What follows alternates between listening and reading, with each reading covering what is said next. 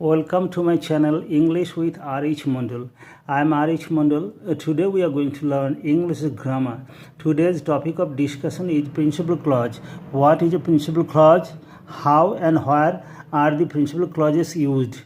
We shall discuss everything in detail. So let's have a start. Point number 1. Kinds of subordinate clauses.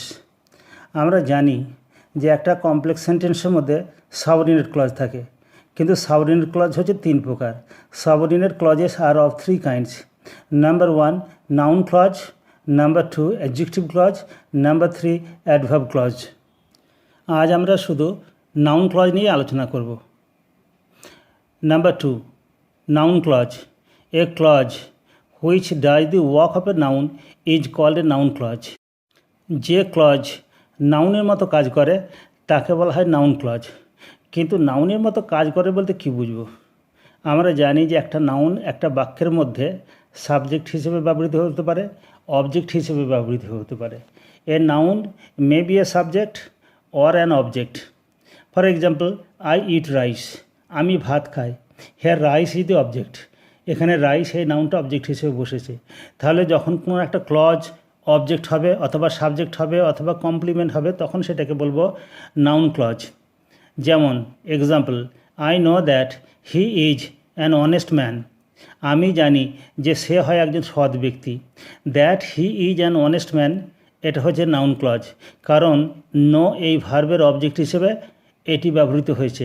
নোকে যদি প্রশ্ন করি আমি কি জানি, অ্যান্সার হবে that he is an honest man. অতএব এটি অবজেক্ট এবং এটা নাউন ক্লজ, যেহেতু নাউনের মতো অবজেক্ট হিসেবে ব্যবহৃত হচ্ছে। এটা আবার কোনো কোনো ক্ষেত্রে সাবজেক্ট হিসেবে ব্যবহৃত হতে পারে। Point number 3, a noun clause may begin with that. Noun clause অধিকাংশ ক্ষেত্রে দ্যাট দিয়ে শুরু হয়। Example, we know that he is honest. এখানে দ্যাট হি ইজ অনেস্ট এটা হচ্ছে নাউন ক্লজ। আমি কি জানি বা আমরা কি জানি, উত্তর হচ্ছে দ্যাট হি ইজ অনেস্ট। আবার এক্সাম্পল 2তে দেখো, he said that he was happy. সে বলেছিল যে সে ছিল সুখী। তাহলে দ্যাট হি ওয়াজ হ্যাপি এটা হচ্ছে নাউন ক্লজ, এটা অবজেক্ট হিসেবে ব্যবহৃত হয়েছে। Point number 4, in some cases that is omitted. কোনো কোনো ক্ষেত্রে দ্যাট আবার উজ্জ থাকে, সবসময় দ্যাট থাকেও না। Example, I believe that he is an honest man. এখানে আমি দ্যাটটা ব্র্যাকেটের মধ্যে রেখেছি, কারণ কোনো কোনো ক্ষেত্রে দ্যাটটা উজ্জ থাকে, তখন বলা হয় I believe he is an honest man, সুতরাং দ্যাট এখানে উজ্জ আছে। আবার এক্সাম্পল 2তে দেখো, people say we are the best. আমি দ্যাটটা এখানে উজ্জ রাখছি। লোকে বলে যে আমরাই নাকি শ্রেষ্ঠ, তাহলে দ্যাট এখানে উজ্জ আছে। Example 3, it seems you are sick. এখানে আমি দ্যাটটা বসাচ্ছি না। It seems you are sick, মনে হচ্ছে তুমি যেন অসুস্থ, তাহলে দ্যাট কোনো কোনো ক্ষেত্রে উজ্জ থাকতে পারে। Point number 5, the noun clause begins with if or whether in yes or no type questions. যদি হ্যাঁ বা নাবাচক প্রশ্ন থাকে তাহলে সেক্ষেত্রে নাউন ক্লজটা ইফ বা হোয়েদার দিয়ে শুরু হয়। Do you know if or whether he will come. তুমি কি জানো সে আসবে কি না? এখানে yes or no type question আছে, এই জন্য ইফ বা হোয়েদার বসলো। Example 2, do you know if or whether he will help you. এখানে ইফ বা হোয়েদার বসেছে, যেহেতু এটা yes or no type question. Point number 6, generally a noun clause comes at the last part of a sentence after the principal clause, but in some cases it may be placed at the beginning of a sentence, that is before the principal clause. So the structure is noun clause plus main clause. তাহলে কোনো কোনো ক্ষেত্রে এই subordinate noun ক্লজটা প্রথমে আসতে পারে এবং শেষের দিকে বা পরে বসতে পারে মেন ক্লজটা। Example number 1, that the earth moves round the sun is known to all. এখানে that the earth moves round the sun এটা হচ্ছে সাবঅর্ডিনেট ক্লজ, এটা প্রথমে বসেছে। Example 2, that he is a magician is known to all. That he is a magician এটা subordinate noun clause, এটা কিন্তু বাক্যের প্রথমে বসেছে। Point number 7, in a negative sentence a noun clause may begin with if or whether. যদি বাক্যটা negative sentence বা নাবাচক হয় তাহলে নাউন ক্লজটা ইফ বা হোয়েদার দিয়ে শুরু হয়। I do not know whether he will pass or fail in the examination. এখানে whether he will pass or fail in the examination এটা নাউন ক্লজ এবং এটা নাবাচক বাক্য থাকার জন্য হোয়েদারটা বসেছে। Example 2, I do not know if the teacher will rebuke me or not.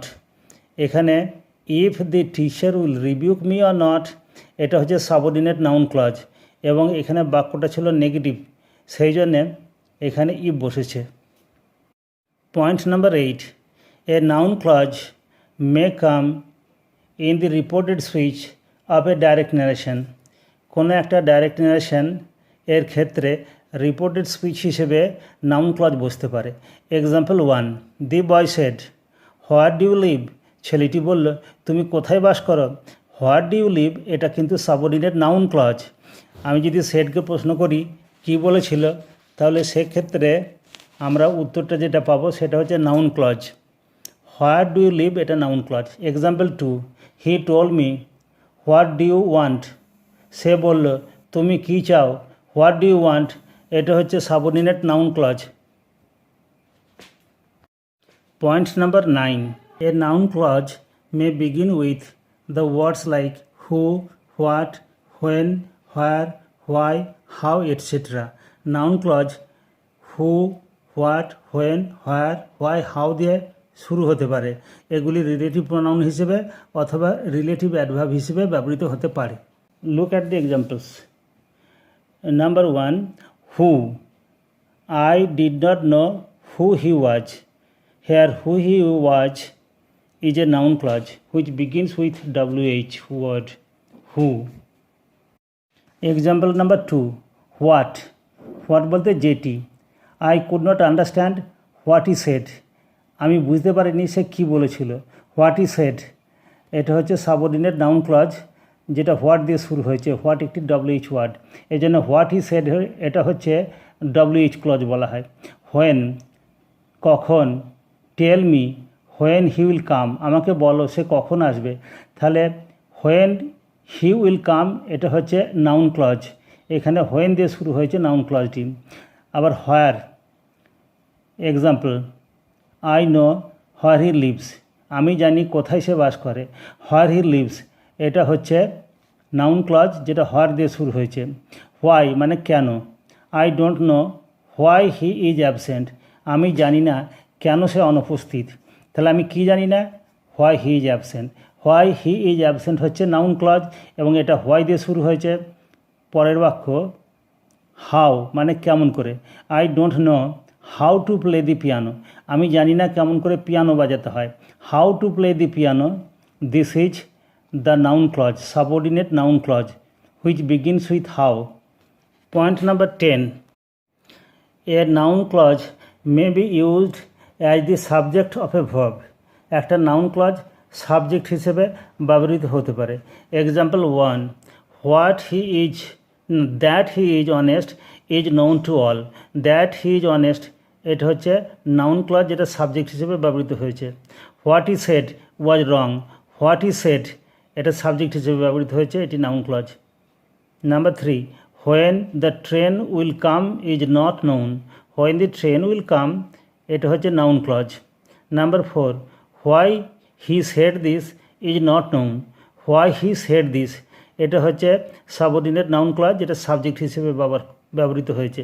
তাহলে এখানে আমরা 4টি উদাহরণ দেখলাম, প্রতি ক্ষেত্রেই নাউন ক্লজটা সাবজেক্ট হিসেবে ব্যবহৃত হয়েছে। Point number 11, a noun clause may be used as the object of the verb. একটা নাউন ক্লজ একটা ভার্বের অবজেক্ট হিসেবে ব্যবহৃত হতে পারে। Example 1, I know what he wants আমি জানি সে কী চায়। হোয়াট হি ওয়ান্টস এটা হচ্ছে object. Number 2, I know that he is honest আমি জানি যে সে হয় সৎ।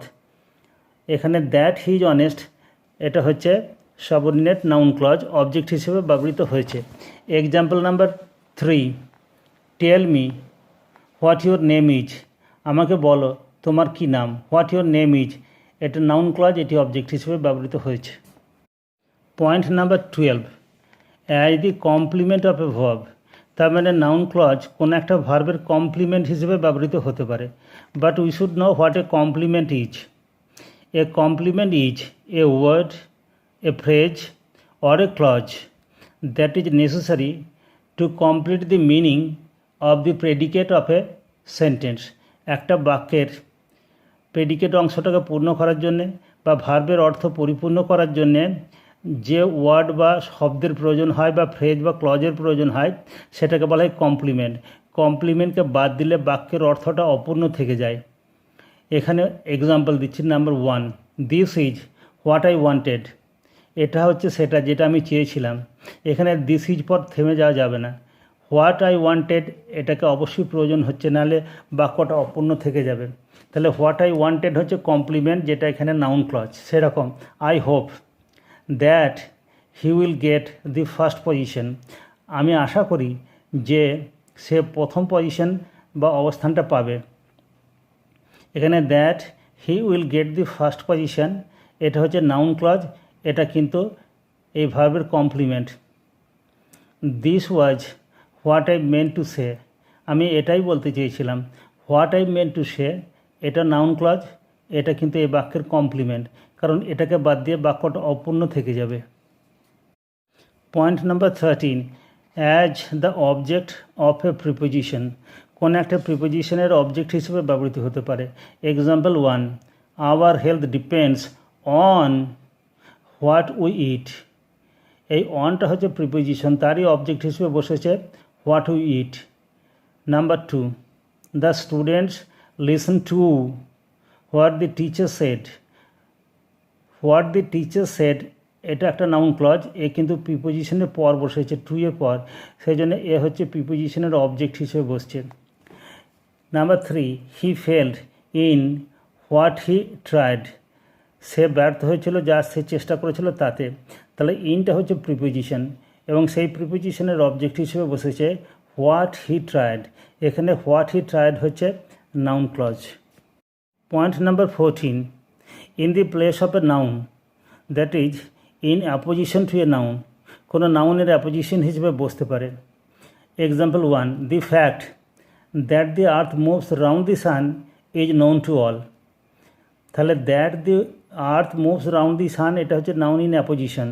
এখানে ফ্যাক্ট বলতে যেটা সেটাই হচ্ছে that the earth moves round the sun, তাহলে নাউন ইন অ্যাপোজিশন হিসেবে বসছে। Number 2, the news that India has won the match is true, তাহলে that India has won the match এটা হচ্ছে নাউন ইন অ্যাপোজিশন, নাউনের পর বসেছে, এই নিউজের পর বসছে, এবং যেটা নিউজ সেটাই হচ্ছে that India has won the match. আমরা অনেক সময় দেখেছি এরকম বাক্য, Rabindranath comma a great poet comma wrote Gitanjali, এই যে ব্যক্তি রবীন্দ্রনাথ তিনিই হচ্ছেন এ গ্রেট পোয়েট, সেক্ষেত্রে এখানে কমা দিয়ে বসানো হয় এ গ্রেট পোয়েটকে, তাহলে এটা হচ্ছে নাউন ইন অ্যাপোজিশনের উদাহরণ। ঠিক এরকমভাবে ওই নাউন ইন অ্যাপোজিশন হিসেবে একটা নাউন ফ্রেজ বসছে এখানে। Point number 15, after adjective, predicate অংশে যদি কোনো অ্যাডজেক্টিভ থাকে সেই অ্যাডজেক্টিভের পর আমরা নাউন ক্লজকে বসাতে পারি।